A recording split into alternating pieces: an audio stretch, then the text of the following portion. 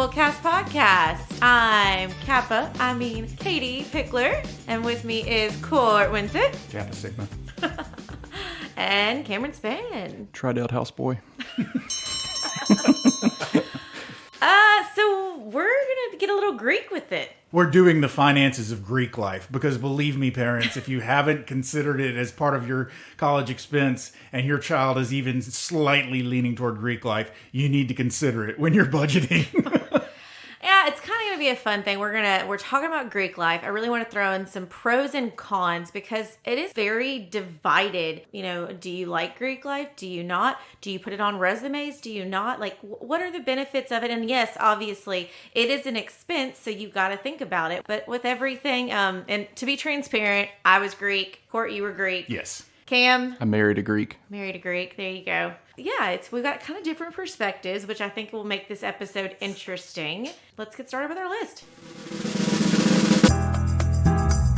The list! Yes, let's do the list. So these are top TV shows or movies featuring Greek life. I will have to admit, so we had this first list that our new communications guru, assistant, I don't know, she's titled Content specialist. So she's really kind of helping Cam out a lot with communications, but she did some research on this list for us, and there were several that were missing at the end, and I think that was just kind of maybe an age thing. But we still love her. So, okay, I'll start it out. Shout out Nicole. Yes, Nicole's awesome. We love her. Okay, number one, not necessarily in any order, Greek. The TV show, ABC Family. Mm-hmm. Which you've talked about a few times before. I love this show. It's one of mine that I will go back and just have in the background and watch. It's obviously a fun, I think 5 or 6 seasons maybe, but it's about different fraternities and sororities. You've got kind of the rugged frat, and then you've got the real pristine preppy boys, and then different sororities and all the drama that goes with it. It's awesome. Sounds like reliving a life I'd rather forget. Oh, no.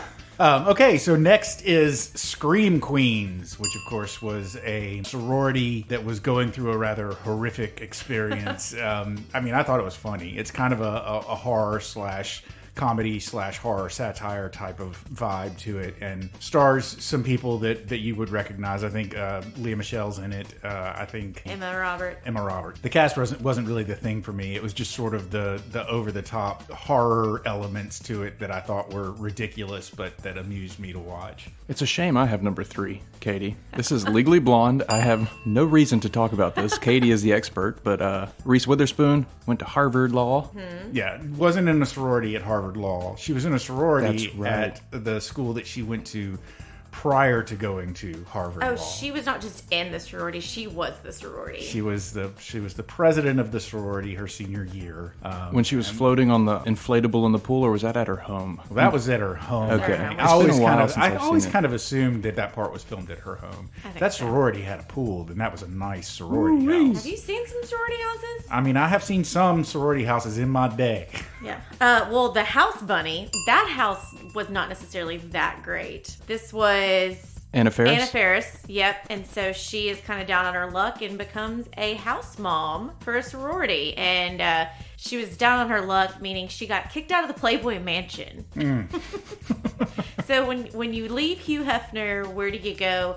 You go and be a house mom in a sorority, because she felt like that was the closest she could get to being back at the Playboy Mansion. What an amazing premise. I never knew what that was about. I didn't see it. It's really cute because obviously she is a playmate, and so she went to the very nice, pristine, pretty sorority that was all glammed out and stuff, and they wanted nothing to do with her. Emma Stone and Rumor Willis. So it's a bunch of kind of misfits, and then they get hot. And so she changes all of them. They take off their glasses, They take and off all their of a sudden they're glasses. hot. She's all that. Exactly. That's what it is. But it's really cute. Well, fitting that I should have the next one because, of course, the next one is Pitch Perfect. And if I've mentioned Pitch Perfect once, I've mentioned it a million times. It is one of my, I guess I'll say it's one of my guilty pleasures because I think I'm supposed to be embarrassed that I love it. But I do love this movie. And, of course, they are not technically in a sorority, but basically the a cappella scene at the college that they go to is basically like Greek life. I mean, they are, each little a cappella group basically has their own thing, and they're looking for the best people, and then there's the outcast reject a cappella group, and so on and so forth. And Awkward. Yeah, it's a great movie. This rotation is unfair because I keep getting movies that I have no business discussing, but this is Sydney White, and I have been informed that it stars Amanda Bynes. Yes. Or does she play? I guess she plays Sydney White as well. Yeah, she's Sydney White. This is one that it kind of nods to the legacy, which you're a legacy if your mother, sister, aunt, like various family members for a girl or for a guy, your dad, brother, something like that. If you had a family member that was in this fraternity or sorority, then you are dubbed a legacy. And so some chapters put a lot of weight on that's a big deal. You got to keep the legacies. Others could care less. That's kind of a hot topic in the Greek life right now, is because some of them don't care that your mother, grandmother, aunt, sister, brother, all of them were in the same thing. Yeah. But so this movie is that she is a legacy. She is nothing like her mother, but her mother was very involved in the sorority. Her mother is no longer alive. And so it's about her trying to transform to try and fit the mold. And it's funny, interesting, but shows that different side of Greek life and how different organizations fit different people. I'm bummed that I got this one instead of the next one. Well, technically, that was Cam, so I'm going to give Cam what would have been mine. Okay. So that's 22 Jump Street, Cam. You can take that one. 22 Jump Street.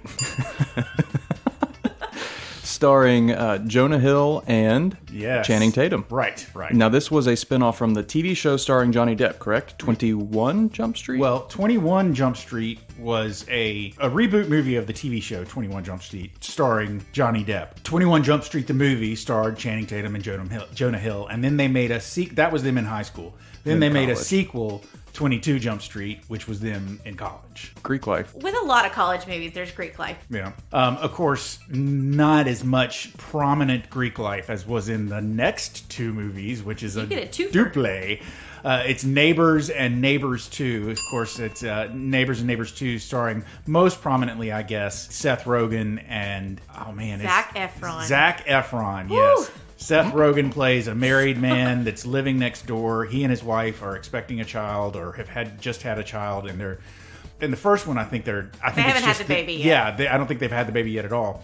And they're living next door to a fraternity house in the first one. And they are basically having battles with this fraternity because it does nothing but have loud parties all the time. Then in the second one, they have a child, and the fraternity has moved out of the house next door to them, but a sorority moves in. And they think it's going to be calmer. Yeah. But then Zac Efron moves in as the sorority's basically house dad. And of course, he was the major cause of all of their trouble in Neighbors 1. So more trouble ensues, and hilarity is never far behind trouble. Next on the list, and I get this one a lot. It's one of my favorite movies, The Social Network, about Mark Zuckerberg's rise to creating Facebook. Now, his good friend at Harvard, who was kind of a wealthy, privileged kid, was invited into one of the hottest fraternities at Harvard. And Mark Zuckerberg was jealous and spread rumors about him to try to get him in trouble. It was chaos, but... Who played the best friend? One of the great Spider-Men. So, Andrew Garfield. That's right. I think it was like during the big Spider-Man No Way Home craze that there was a clip from The Social Network that was going around. That was this clip of Andrew Garfield storming in somewhere and like... He says, Mark! Yeah, picking up his laptop and slamming it down. That's right. Yeah, okay. Such a good movie. Okay, Monsters University. Obviously, this is a sequel to Monsters, Inc., and it's where they go to college. Good. It's cute. So it's a prequel? Is it a prequel? It is. Yes. Okay. And it's really cute. The different monsters have different fraternities and sororities they're a part of, and then they have like a great competition. It's very fun. I liked it. I get the grandfather, I guess, of all fraternity movies, Animal House. I haven't watched it through like today's PC colored lenses, but it's still awesome. I'm not sure how it holds up in terms of respectfulness, but Double Secret Probation. But it's definitely a classic, hilarious movie, and I love it. If Animal House is the grandfather of college comedies, I have to say that my next movie, Old School, is probably the father Or the son of college comedies. See, these two were not on Sweet Nicole's original list. Sweet Nicole. And that's where I'm like, you can't talk about Greek life without talking about Animal House, which is just the example of a fraternity for so many people. And then Old School. Will Ferrell, Luke Wilson. Man, so funny. I don't even know which lines to quote here. You're my boy, Blue. Yeah, that's a great one. And I think Old School was definitely geared more towards those people that were in fraternities missing their fraternity life. And I haven't seen Old School in probably a decade. I don't know if it holds up to the PC standards of today. So I'm not advocating for it, but it was funny when I saw it. But watch it and know the times that it was made. Because obviously, like even in Animal House, then I think Bluto's kind of a bit of a peeping Tom. And oh, yeah. Which is, yeah, there's all sorts of suspect behavior going on in Animal House. Just like in any fraternity, right? Yeah, the whole situation with the dean's daughter. And it's like another one that didn't make the list. Wife. I'll throw in a last one that didn't make the list that is another example of that very, very suspect behavior. But you've got the next one. Yeah, Van Wilder I threw in here. Now, technically, Van Wilder himself was not in a fraternity, but this was Ryan Reynolds, Tara Reid. Yes. Yes. And he wasn't in the fraternity, but you see scenes of like Tara Reid was dating kind of a douchebag who was in a fraternity. Yeah. And fraternity brothers often play the bad guy in some movies. From the annals of fraternity movies that absolutely just, there was some highly, highly suspect behavior. Let us not forget Revenge of the Nerds. Yes. Yep. At the time, I thought it was a hilarious movie, but boy, did they do some stuff that I don't think they would put in a movie nowadays.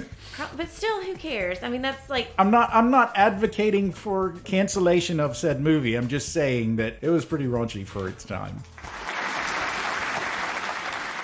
I loved this list because it shows different views. Some of them were very favorable to Greek life. Some of them were not. And even within a show like Greek and Scream Queens, like you see both sides of it. And that's kind of a hot topic. I mean, I come from a family that both my parents were Greek, my brother was Greek, I'm Greek, my husband's Greek. So we're big on fraternities, sororities. Still to this day, I have great friends that were not Greek. And so when you talk about it, then there's a definite divide. Some people really are not big on it at all. And others eat, sleep, and breathe. And that's like they carry that with them for the rest of their lives. They're a grown adult talking to you and they're name dropping their fraternity or sorority they're in. I'm not saying one is better than the other. Let's discuss it. So, Greek life. What do 85% of the executives of Fortune 500 companies and 80% of United States presidents since 1900s have in common? Greek life. Greek life. Yep. Yeah, that's true, which I thought was pretty cool. 85% Fortune 500 companies and 80% of the United States presidents.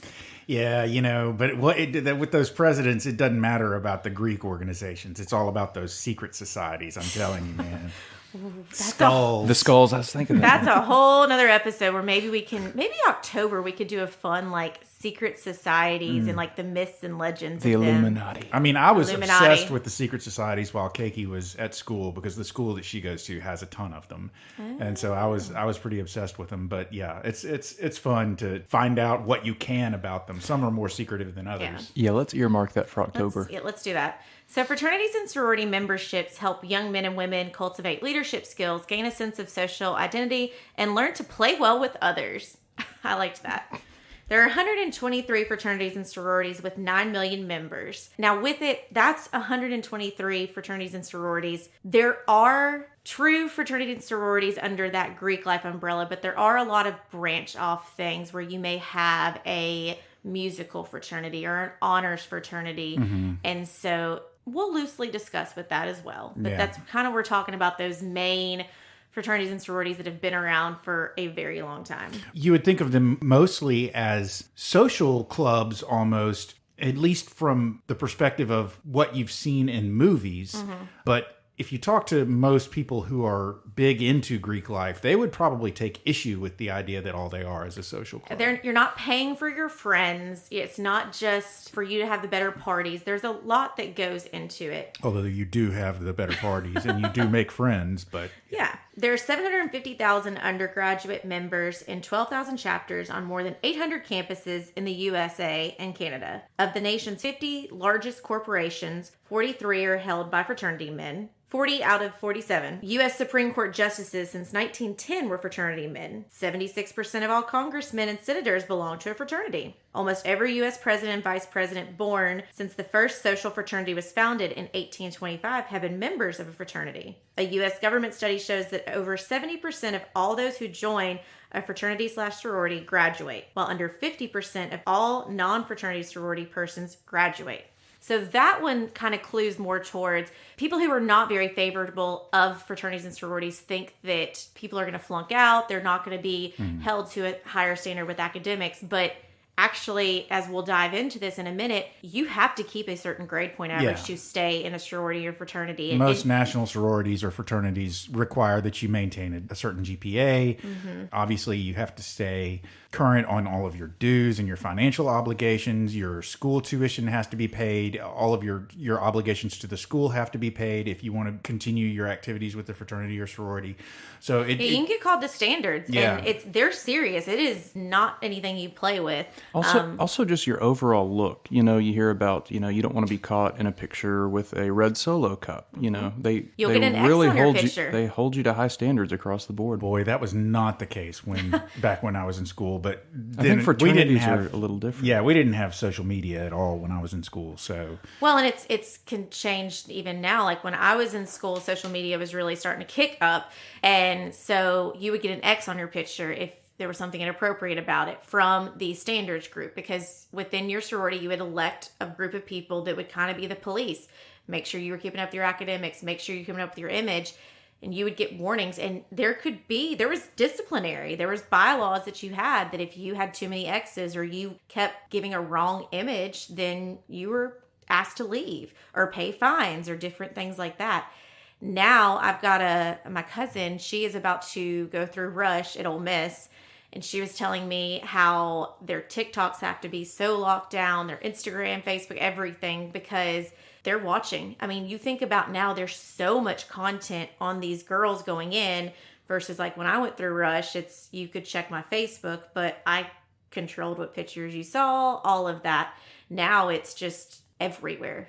So that stupid video or TikTok you made with your friends, like it's everywhere. Yeah.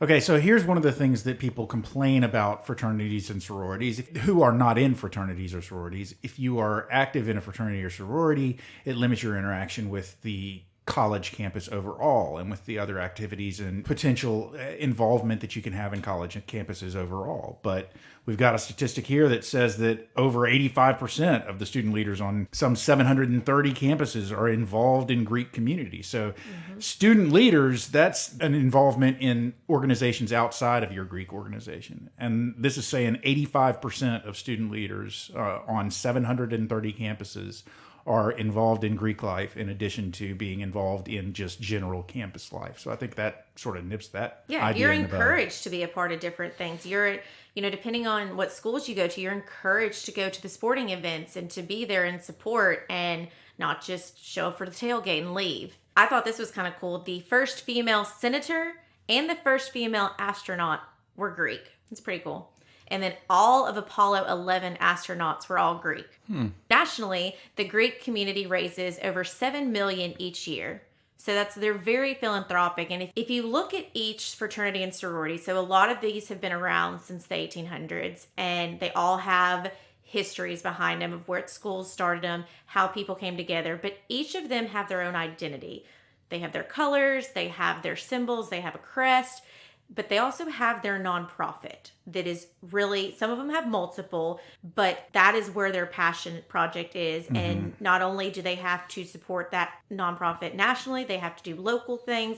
They are very community driven. Yes. And so I know like my sorority, I'm Kappa Delta, our headquarters is in Memphis, but we did a lot with Girl Scouts of America. We did a lot with Prevent Child Abuse and women's shelters. And so we have multiple nonprofits that we were working with. What's your sorority's mascot? Our mascot? Like Kaio's an owl. That's something that changes a good bit. Kappa Delta has the ladybug. We're green and white.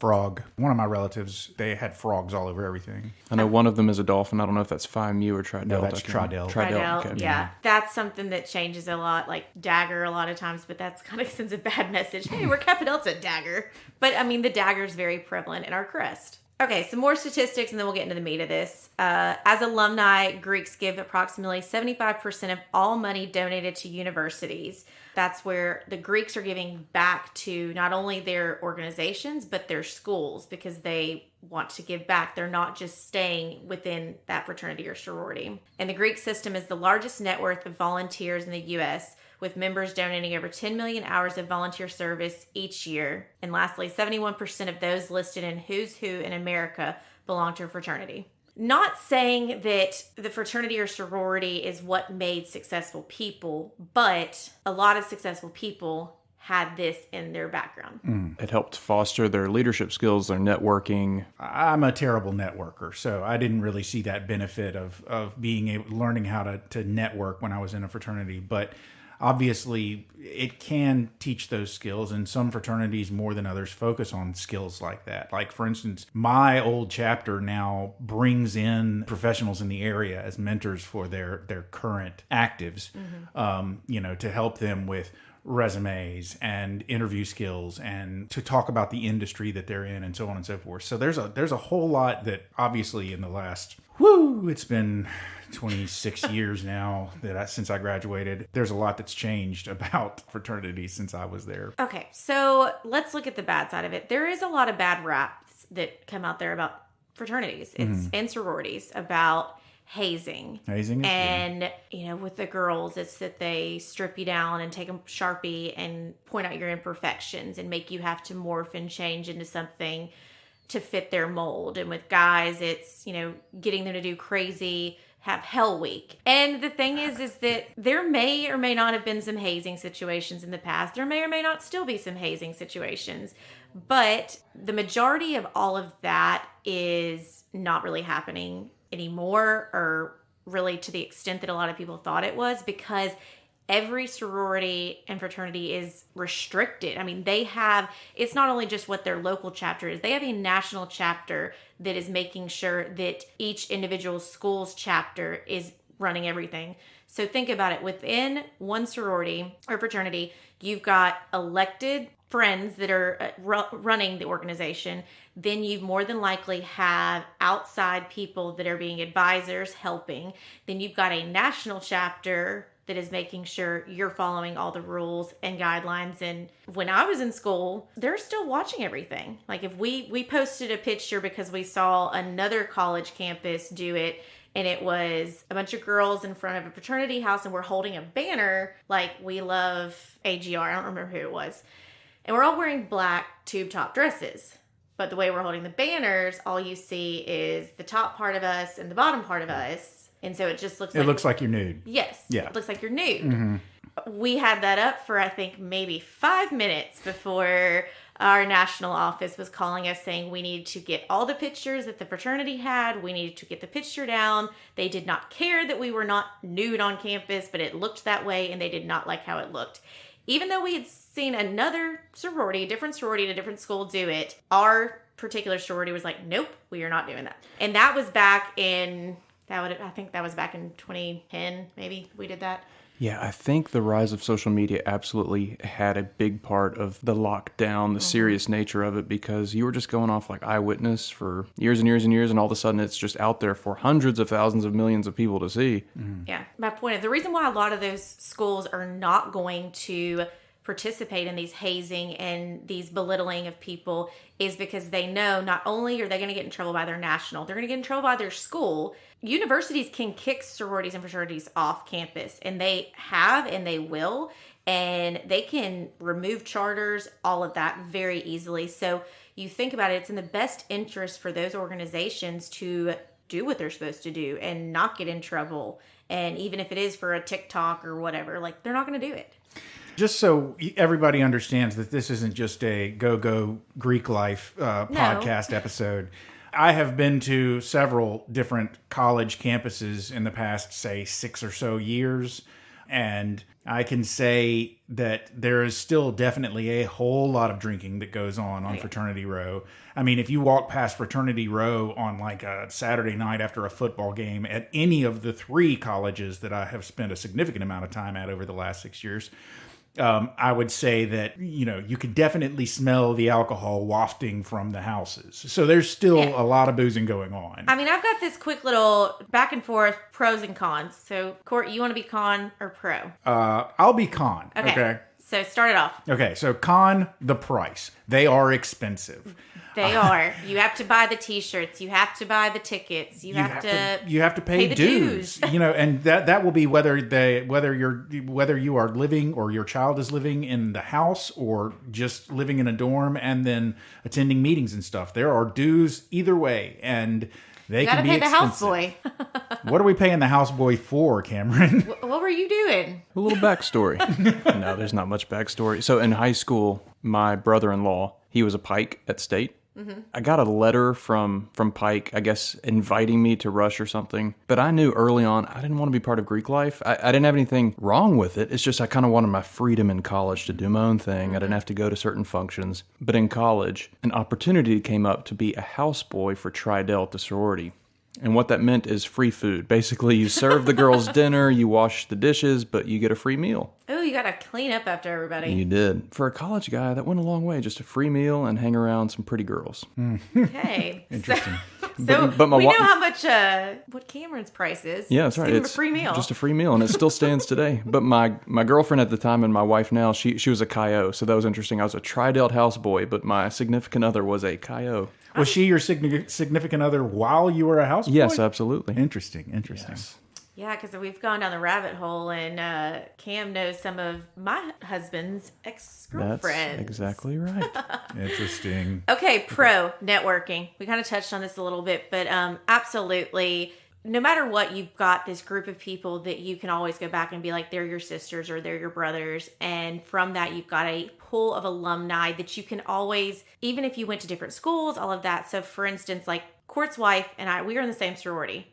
So even if we didn't have anything else in common, it's just like we both are Kappa Deltas. Mm-hmm. That is kind of an unspoken bond. There's a certain phrase we can say to each other that's just kind of a cool, like, a little bit of a secret society-ish type thing. It's a sisterhood. It's a sisterhood. And so with that, you've got the networking that sometimes can get your foot in the door. That if you look and see, oh, I really want to get a meeting with this person, you may be able to call somebody else who is an alumni or something. And just the weight alone of, I was this sorority or fraternity, get me in the door. It'll help. Okay, next con, hazing. I truly believe that hazing is probably less a problem now than it was when I was in school. And quite frankly, where I went to school when I was in school, I don't think hazing was much of a problem on my campus, although it was probably more prevalent than it is today. That said, there were campuses back in the 80s and 90s where hazing was a big deal, and I heard some serious horror stories. I don't think it's as bad as it used to be. Again, we've talked about this sort of lens of political correctness and stuff that goes on today. A lot of the stuff that I went through that when I was in college and in a fraternity going through pledging, I didn't even consider hazing. It was just, some of the fun stuff we did that they mostly granted had pledges due, but it wasn't like it was torture or anything. And that wouldn't pass muster now. They would say, no, you can't do that. That's hazing. Well, you went to Hogwarts of the South. I feel like Professor Dumbledore would have rocked your world if y'all had hazed. Yeah. I mean, a lot of the hazing that will go on and still will happen is kind of like you think about an intern. It's just kind of, you do the grunt work. Like, you've moved up, that you've become a senior member, and so no, you don't have to pick up after a meeting, or you don't have to set the papers out or take the trash out or whatever. Like, that's kind of like teaching people to work yourself up. Like, if you don't want to be the one that has to take the trash out, just know, like, after you're here a little bit, then it's going to be the next round of people that have to take the trash out. I mean, I see that, but at the same time, I don't see a problem with that. I'm a grown-ass man. Treat me like I'm a grown-ass man, please. No, I'm not going to be your little servant boy. I have to be your servant boy to be in your club. I guess I'll not be in your club. Thanks. Bye. And this is why it's important to find where you fit. Because this will be my little rant right here, and because I don't know where else it's going to fit. Every sorority and fraternity is different every year, every school. So if I was to go back to Kappa Delta at MTSU today, it is a totally different group of girls, totally different feel to that organization than when I was there. And it's going to change as the group of people get into it, as the school changes. An SEC school is going to have a totally different sorority fraternity life than a private, smaller 100. school. Totally different. And so that's where Greek life may have been for you if you had gone to a smaller school or if you had gone to a bigger school. So it's all fitting in with that. Okay, the next pro on this list is philanthropy. We've talked about that a good bit, but it's one of those that as a college kid, which let's face it, you're pretty selfish a lot of times with that because you're out of freedom, you're out of your parents' house, you don't have somebody telling you to go to bed or what to eat. And so philanthropy is really one of those that it helps you to give back and to really make a difference and start instilling that as a value in your life then, and that you understand why you should be helping nonprofits, why you should be helping people less fortunate. Next con is alcohol and drug abuse. And yeah, alcohol and drug abuse happens, and it may be a little bit more prolific in the Greek community than it is outside the Greek community. But the fact is, when you go to college, you're going to booze it up, whether you're in a fraternity or in a sorority or not. The fraternities and sororities especially have, again, rules in place that if someone gets too boozed up or too drunk or, whatever, then there's probably going to be repercussions for them, or at least there's going to be a system in place to get that person home and get them in bed. Whereas a person who's not in Greek life and just shows up at some party somewhere and gets really blitzed, who's going to be watching out for them? Mm-hmm. So there's sort of that. It is a negative. It is available. Is alcohol more available to a Greek person who's underage than it is to a college person who's not in Greek life, who's underage? I don't know. Maybe. They throw parties on campuses in their house with alcohol. So yeah, probably there's probably more alcohol available to an underage drinker. But quite frankly, no matter what college you go to, you probably, unless it's something like, what's that college? The Mormon college? Yeah, the Mormon college. Yeah. Other than a college like that, you can probably find booze if you're looking for booze. So I think it's an issue, especially when you combine booze and or drugs with hazing, because a lot of times hazing involves booze, and that's where you get a lot of your national news stories. But just as a general rule, I think if you're the person that's going to school and you're thinking about joining Greek life, exercise some self-control. And if you're a parent of a person who's going to college and considering Greek life, teach them how to exercise some self-control. It exists. It's out there. How you react to it is really going to determine your college experience and your life forevermore. Thank you. I'll get off my soapbox. No hate, Brigham Young. No hate. No hate at all. But they do have very, very strict rules. Oh, yeah, for sure. Okay, next pro. Social identity and skills.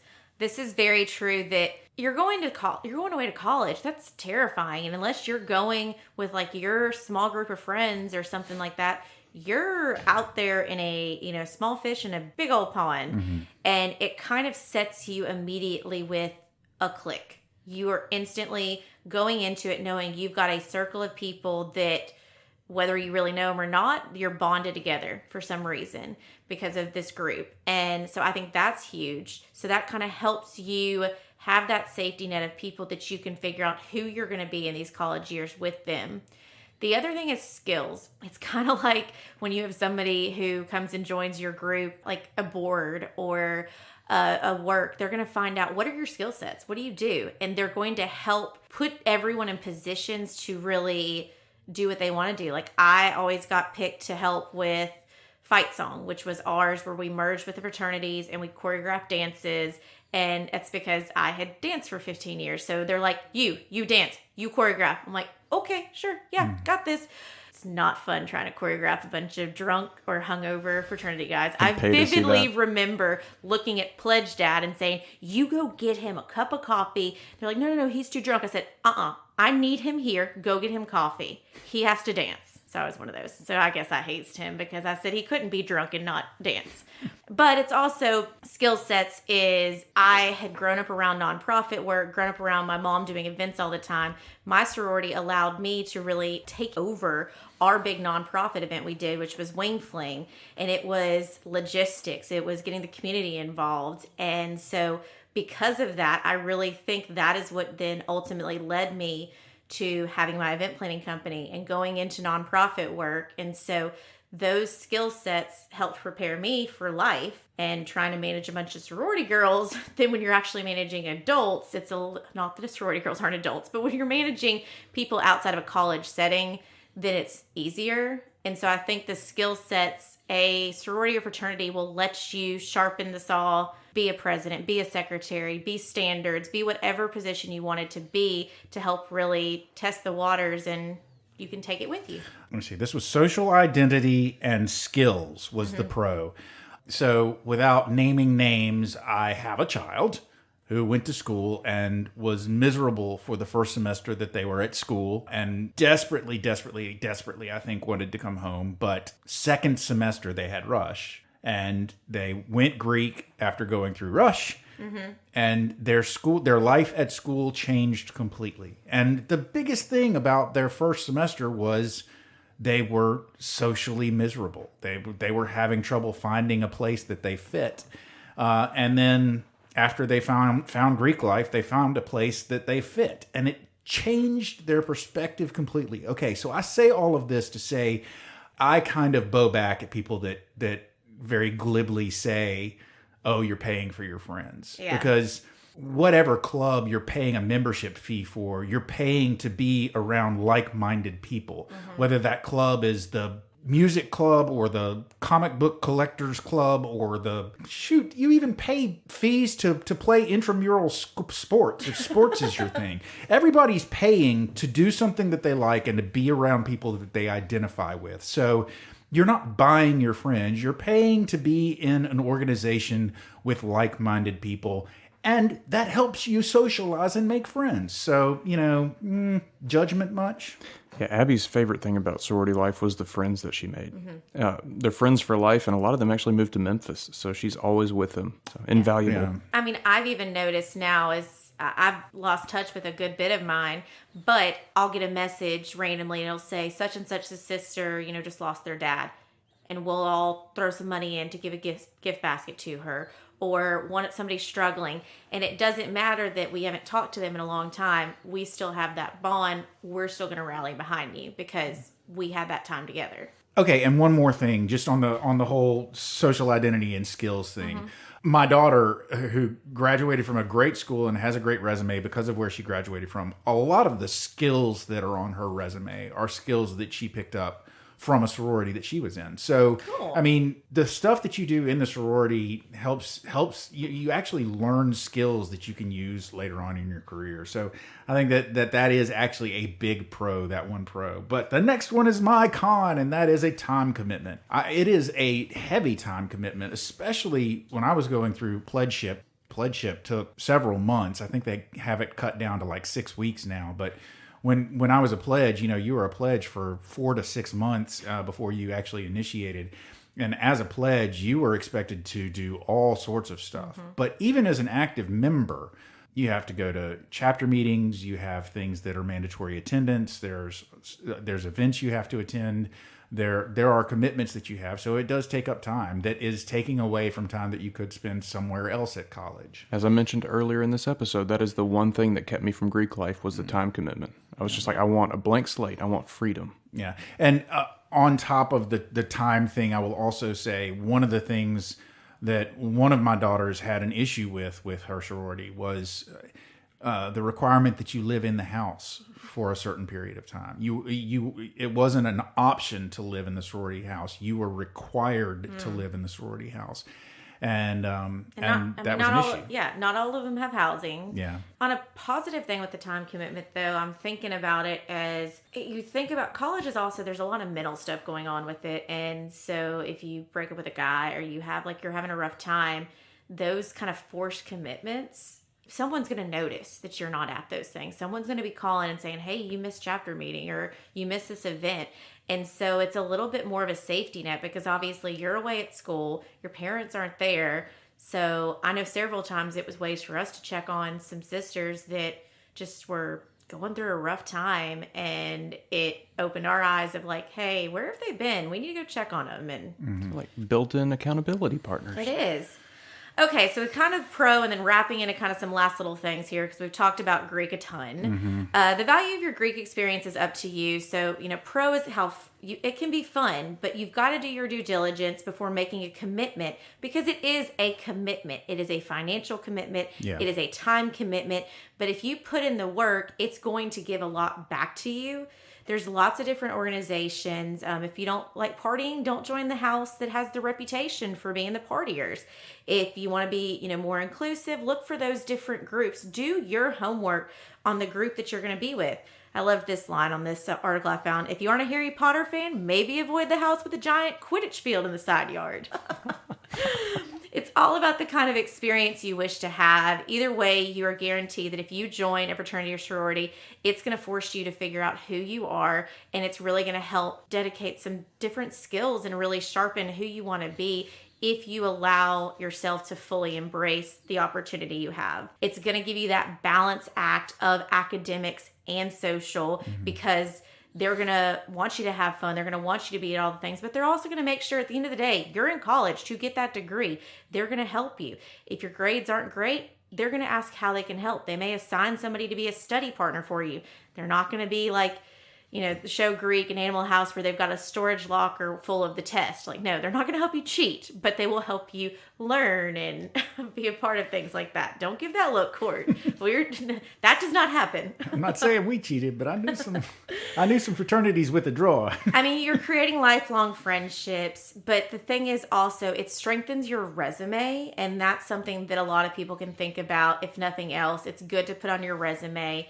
And so with that, I kind of want to wrap this episode up with some facts about putting Greek life on your resume, because obviously you've been in this group and you don't want to just put, I was a Kappa Delta. You want to put what that actually meant. Yes, okay, to someone who understands, that means you made a commitment to join an organization. But underneath it, you don't need to put that you won, like, most likely to still be up at, like, okay, I won an award of most likely to be up for 48 hours baking cupcakes. Well, that was for a nonprofit event. But obviously, if I put that on a resume, they're going to be like, what the heck is this? Like, this sounds some like drunk award.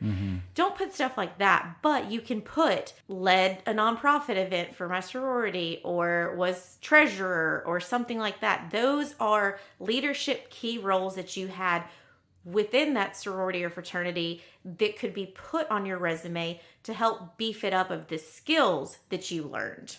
Now, I will say this. I think, and please correct me if I'm wrong, I think what you're really directing this at people that are doing their initial resume building.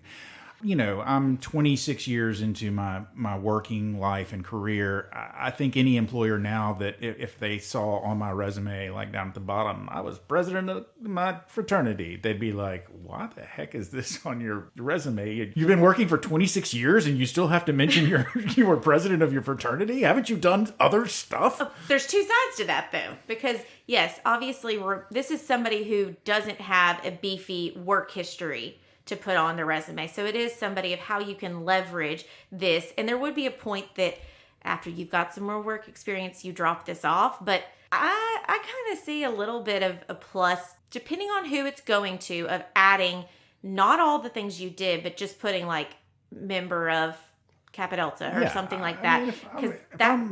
If I'm applying for a job at a Fortune 500 and I know the CEO was from my fraternity, then you're gonna put that. I'm going to put my fraternity on there. But so much of it is that a resume is not just a blanket resume that you give to everybody. You customize it. And so with that, obviously, if you're trying to get a creative job, then you may put some of the more creative things you did in an organization.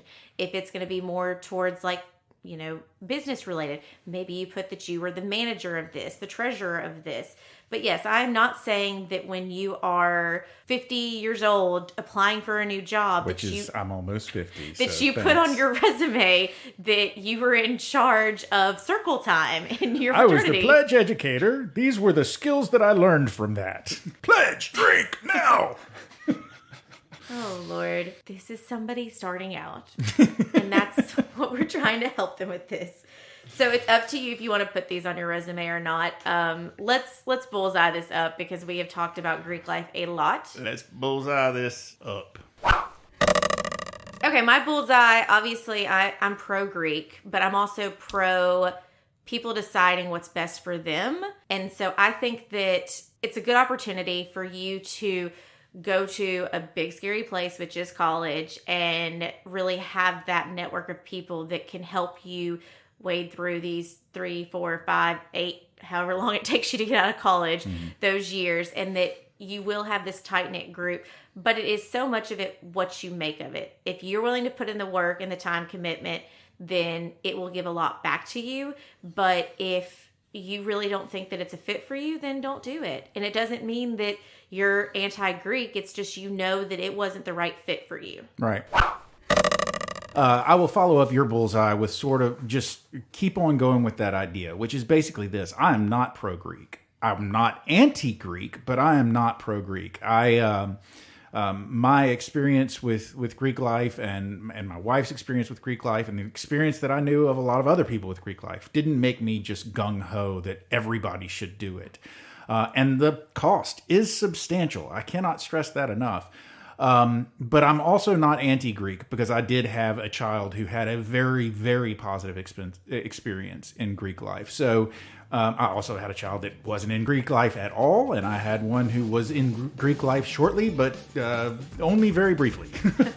I mean, I've sort of, my experience with my children's experience with Greek life has run the gamut, but it hasn't really made me pro or anti. It's just sort of, I'm very sort of cautious, and I want anybody who's thinking about going into it, or anybody who has a kid who's thinking about going into it, to really do your research and do your due diligence, which I guess is always sort of a thing that ultimately we have to recommend to all of our clients. You know, don't just go into it blindly. Understand what the costs are going to be. Understand whether or not it's going to be a fit for you, and how ultimately it's going to benefit you. And that's my bullseye. Cort, you're a thief. You're a thief. You stole my bullseye. I was just going to say I'm not anti-Greek at all. I had a lot of Greek friends. It was good for my wife. But I would just say don't feel pressured to do it. It's great. A lot of successful people were in Greek life. But don't feel like, oh, I have to do it because my friend circle from high school is doing it. No. It's a personal choice. Yeah. Cameron spaketh the truth. I spake. Oh, ladies and gentlemen, what do you know? There's the closing bell. You have made it to the end of yet another episode of the BullCast podcast. If you liked what you heard and you'd like to hear more, please feel free to go to your favorite subscription service. We're on all of them. And sign up to have our podcast beamed directly to your favorite listening device every single Thursday at noon. If you'd like to find out more about Cameron, Katie, or Cort, please feel free to go to our website. That's bullcastpodcast.com. Our bios are there. You can read about us, and you can also communicate with us. If you want to leave a comment, suggest a topic, or something like that, please feel free to do so. If you like pictures, boy, do we have the pictures. You can go to Instagram and check out our handle. That's at BullCastPodcast.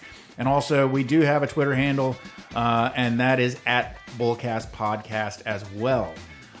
Katie, thus far, has not been able to convince us that we should do a TikTok. And as a matter of fact, I'm pretty sure that compliance wouldn't let us even if we wanted to. Yeah, it's not even happening. So, boom. That is all you get from us. Other than the fact that, have we mentioned before, ladies and gentlemen, that Katie, Cameron, and I, all three, work for a place called Pickler Wealth Advisors. We're a financial advisory service. And if you'd like to find out more about what we do at Pickler Wealth Advisors, find out more about our awesome team, our boss, David Pickler, or even a little bit more about us, feel free to go to that website. That is picklerwealthadvisors.com. That's advisors with an O. Not an E. Ladies and gentlemen, I have given you so much to be going on with. So for now, I'm Cort. I'm Katie. I'm Cam. And we are out.